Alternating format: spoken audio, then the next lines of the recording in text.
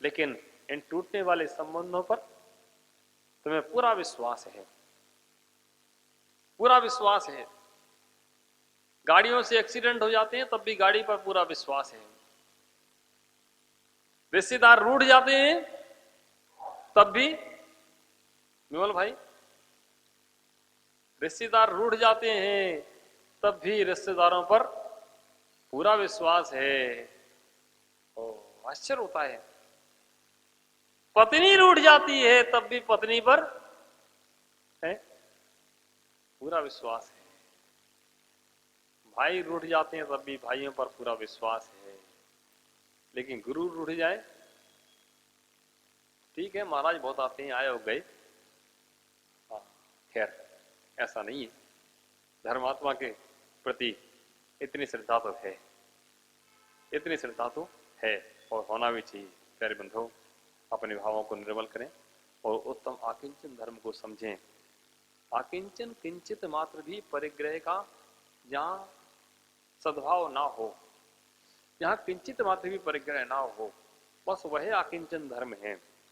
आज तक हम बाहर की वस्तुओं का त्याग कर रहे थे, बाहर से वस्तुओं का त्याग है, लेकिन आज अंतरंग में उतरने का समय है। अंतरंग में जब तक कुछ बैठा रहेगा तब तक अंतरंग में आप उतर नहीं पाओगे।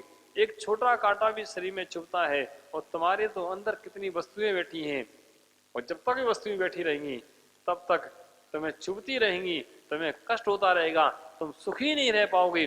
और सुखी रहना है तो अंदर से उस परिग्रह को उगल देना पड़ेगा, निकाल देना पड़ेगा। अंतरंग और बहिरंग परिग्रह 24 भेद त्याग करें मुनिराज जी, तृष्णा भाव चेत घटती जान घटाई। आप कह सकते हैं महाराज ये तो मुनराजों के लिए, मेरे लिए थोड़ा ही है।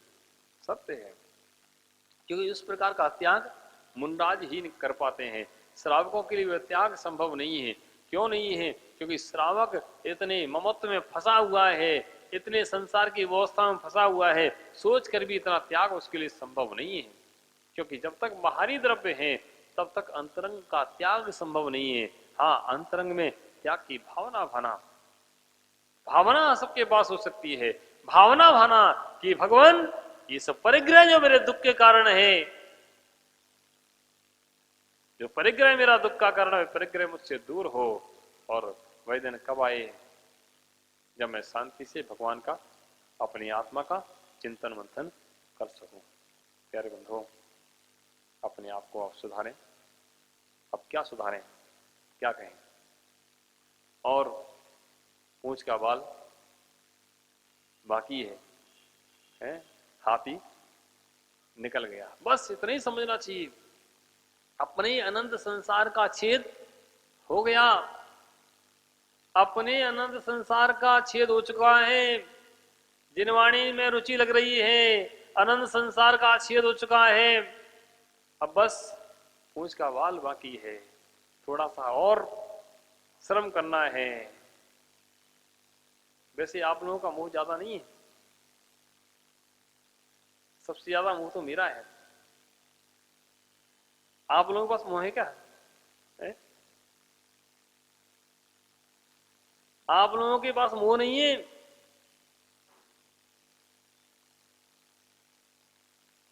भाई नरेश जी बताओ, कितने लोगों से मुंह है तुम्हें? बता तो दो कितने लोगों से, नाम तो गिना दो चार। एक तो ऊषा जी से होगा, और बच्चों से होगा, और किससे? और किससे बताओ तो, नाम बताओ दो चार। एक तो लोकचंद जी से होगा, है? गुरु से वो तो अच्छा है, वो तो प्रशस्त है। और किससे होता? मुश्किल से तुम नाम गिन पाओगे 10 12 15 20 नाम गिन पाओगे। बस भाई ये 15 20 नाम ही रह गए। बस गाड़ी किन्नूर पे खड़ी है, ये 15 20 नाम ही रह गए हैं, 10 12 15 नाम रह गए हैं। काश ये 10 12 15 नाम ये और छूट जाए तो काम बन जाए। ज्यादा वो नहीं है अजय भाई, खूब विचार कर लो। ज्यादा वो नहीं है, 10 12 15 यही नाम है गिनती के। ये और छूट जाए, ये छूट गए तो सब छूट गया और हमारा खजाना हमें मिल गया। बस हमारी नाव उस कुनूर पर खड़ी है। कहा है?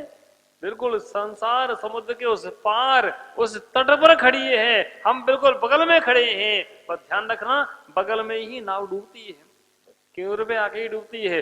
किनारे पे सावधान रहे तो नाव पार हो जाएगी। गोयल भाई बस किनारे पे खड़ी है, ध्यान रखना बिल्कुल किनारे पे। इसलिए थोड़े लोगों से मोहब्बत है, उनसे भी हाथ जोड़ लो। सबको क्षमा, सबसे क्षमा। अपना काम अब मुझे करने दो, आप लोग अपना काम करो, मुझे अपना काम करने दो। बहुत समय बीत गया, बहुत समय निकल गया करते करते। अब कब तक करते रहेंगे निर्मल भाई, कब तक करते रहेंगे? अब तो बस सबको क्षमा, सबसे क्षमा, मुझे अपना काम करने दो। अकेले आते हैं और अकेले जाते हैं, कोई किसी के साथ आता नहीं है, कोई किसी के साथ जाता नहीं है। किसको देखना है, किसको देखें? सबका अपना अपना पुण्य है, सबका अपना अपना भाग्य है, कोई किसी के भाग्य को बदल नहीं सकता है। किस किस के भाग्य को हम बदलेंगे? ओम नमः, सबको क्षमा, सबसे क्षमा। भाई प्रसाद जी सुन रहे हो नहीं सुन रहे हो? समझ में आ रहा कि नहीं आ रहा है? समझने के लिए बैठे ही हैं, कब तक बैठे रहोगे? अब ये कपड़े तुम्हारे शरीर पर अच्छे नहीं लगते हैं। मैं सोच रहा था देखो माई प्रसाद जी कब तक लपेटे रहेंगे, कितना समय और लगेगा? ए भाई, दौल समझ सुन चेत सयाने, काल वृथा मत खोवे, यह नर भव फिर मिलन कठिन है। यह नरभव फिर मिलन कठिन है, ये नरभव फिर मिलन कठिन है। इस बात का चिंतन अपने अंदर बैठा लो, ये नरभव फिर मिलन कठिन है। संजय भाई सुनो न सुनो, ये नरभव फिर मिलन कठिन है। इसका भरोसा नहीं है, एक पल का भरोसा नहीं है, एक पल का भरोसा नहीं है। मुझे तो ऐसा लगता है कि हम सबको उठा के अपने साथ ले चले, लेकिन क्या करें? तुम लोग वो खम्मा पकड़े बैठे हो, क्या करें? मैं सोचता हूं सबके लेके बाल नोच दूं और दो दो थपाड़े लगा, लेकिन क्या करें?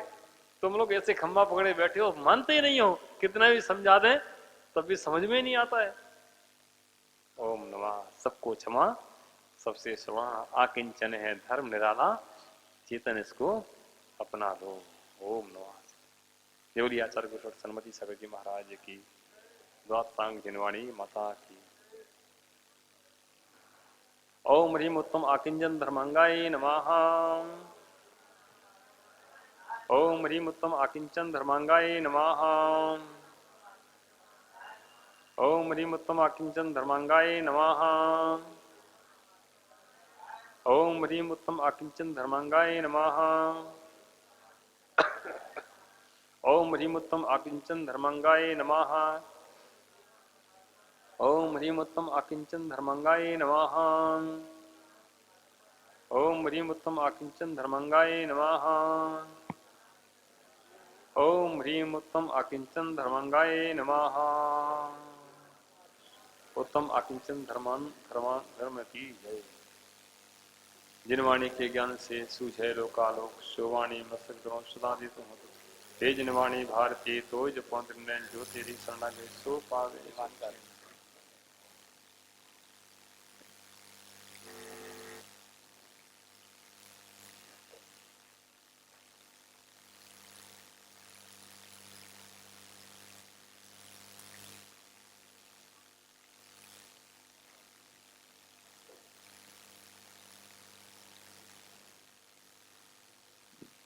जल फल अक्षत पुष्प चरु दीप फल लावे पूजा को ठानत सो तुम जानत सो नर ध्यान सो।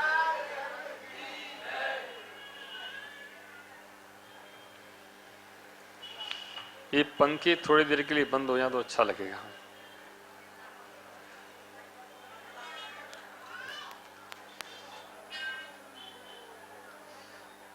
ओम नमः। प्यारे बंधुओं,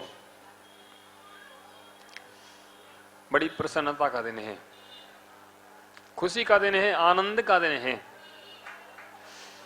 और आज के दिन अगर किसी को आनंद नहीं आया तो मैं मानता हूं उसको कभी आनंद नहीं आएगा। स्वयं व्रत करें, उपवास करें तो आनंद आना चाहिए। अगर कोई स्वयं व्रत नहीं कर पाए, उपवास नहीं कर पाए, तो किसी व्रतधारी का सम्मान हो तो हमें आनंद आना चाहिए।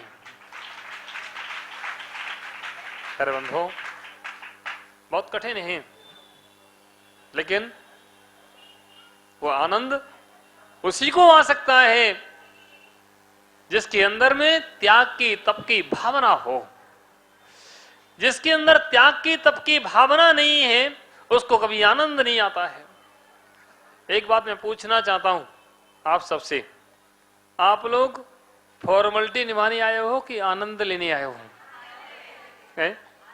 लेकिन मुझे ऐसा लग रहा है कि आप लोगों के चेहरे देख करके जैसे आप लोग फॉर्मेलिटी निभाने आए हो कि क्या करें, मेरे रिश्तेदार हैं, उन्होंने व्रत किए हैं, मेरे नातेदार हैं, उन्होंने व्रत किए हैं, नहीं जाएंगे तो उनको बुरा लग जाएगा, कभी हम करेंगे तो मेरे यहाँ कौन आएगा।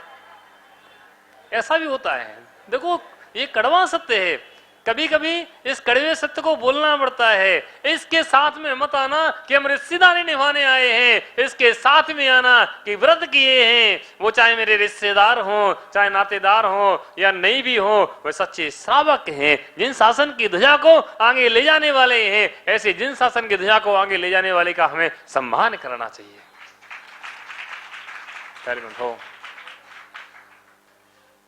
कोई कार्य बहुत कठिन होते हैं, कोई कार्य बहुत सरल होते हैं। जब संकल्प शक्ति दृढ़ होती है, जिसके पास संकल्प शक्ति मजबूत है, वे बड़े से बड़े कार्य कर जाते हैं, और जिनके पास संकल्प शक्ति नहीं है, वह छोटा सा कार्य भी नहीं कर पाता है। अब यहां देखो, ये 12 ये नौजवान यहां बैठे हैं। मैं कहता हूं ये धर्म की रक्षा के लिए ये सच्चे सैनिक हैं, जो धर्म की ध्वजा को आगे ले जाने के लिए तैयार खड़े हैं कि धर्म की ध्वजा को हम आगे ले जाएंगे। जिन्होंने 10 दिन तक ऐसे व्रत किए हैं।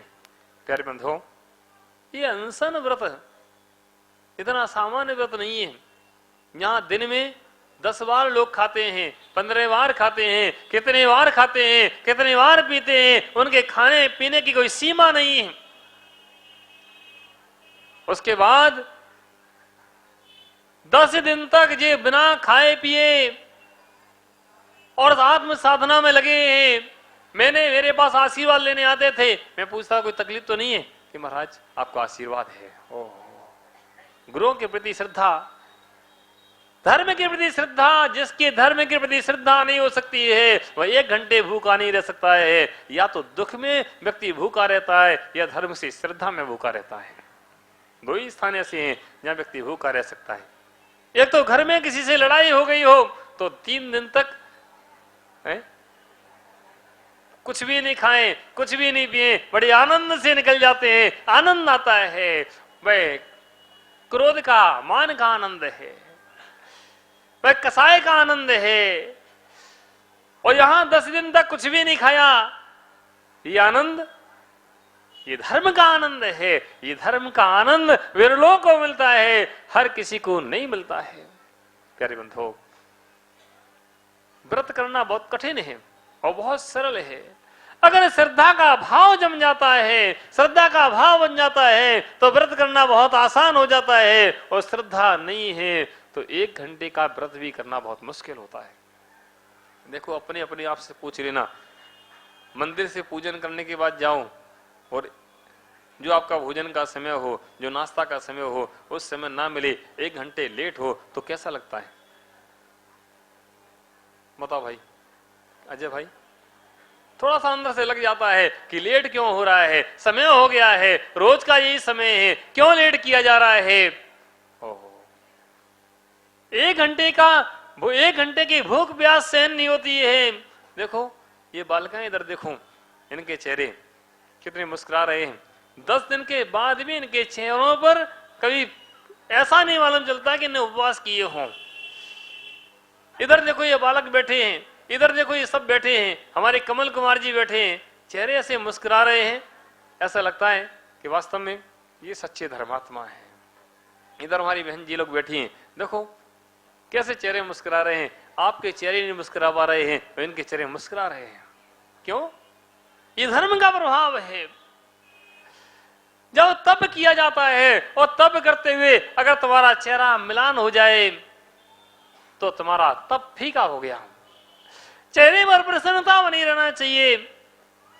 जब धर्म अंदर से होता है तो चेहरा प्रसन्न रहता है, और जब धर्म बनावटी होता है तो चेहरे में मिलान आ ही जाता है। प्यारे बंधुओं, बहुत बहुत आशीर्वाद के पात्र हैं और साधुवाद के पात्र हैं। समझना, जिन्होंने इस प्रकार के व्रत किए, मैं चाहता हूं कि रांची के सब लोग इसी प्रकार के व्रत करें। मतलब मेरे कहने से नहीं,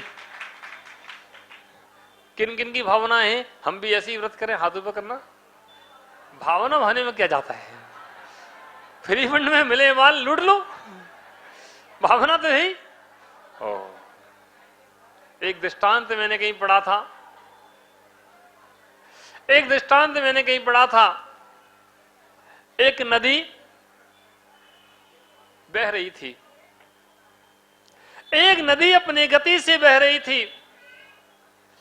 नदी अपने गति से बहती जा रही थी और उस नदी के मन में भी कल्पनाएं चल रही थी, भावनाएं चल रही थी। वह नदी बहती जा रही थी, अब मैं सागर में पहुंचूंगी, अब सागर से मिलूंगी। सागर से मिलने के लिए वह नदी चली,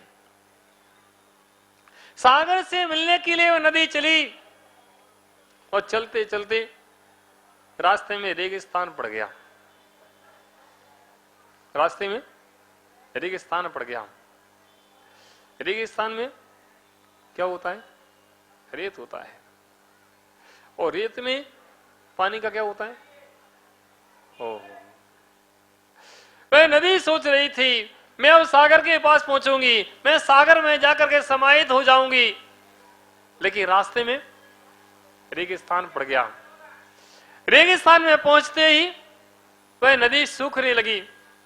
नदी चिंतित हो गई कि अब मेरा सागर में मिलन कैसे होगा, मैं सागर कैसे पहुंचूंगी, उस सागर में कैसे पहुंच पाऊंगी। नदी सोच रही थी और बड़ी चिंतित थी। उसने धीरे से उन रेत के कणों से पूछ लिया कि भाई अब तुम ही रास्ता बता सकते हो।